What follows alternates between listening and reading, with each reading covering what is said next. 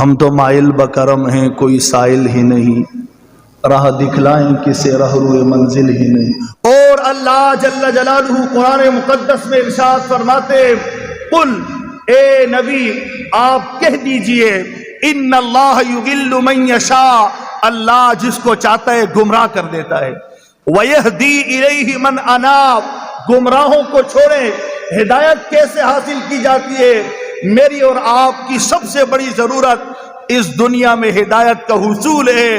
ہم قرآن سے سیکھے جو ساری کائنات کے علوم کا سرچشمہ ہے، جو ہدایت کا منبع ہے، جو ہدایت کا سب سے بڑا سرچشمہ ہے، اس قرآن سے ہم سیکھیں کہ ہدایت کیسے حاصل کی جاتی ہے۔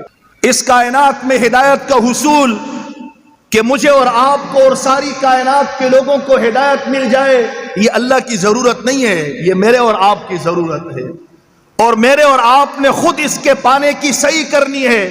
اس کا جذبہ اور ولولہ خود اپنے اندر پیدا کرنا ہے۔ ہدایت اور حق کو پانے کی تڑپ اپنے اندر خود پیدا کرنی ہے۔ ہدایت کا سب سے بڑا سرچشمہ اس کائنات میں قرآن مقدس ہے، آپ علیہ الصلوۃ والسلام کا قول اور فعل ہے، اور صحابہ کرام رضوان اللہ تعالی علیہم اجمعین کی زندگی ہے۔ یہاں سے جو ہدایت حاصل کرنا چاہے گا اس کو ہدایت ملے گی، اور جو اس کے علاوہ کہیں اور سے ہدایت کا حصول چاہے گا اس کو ہدایت نہیں ملے گی۔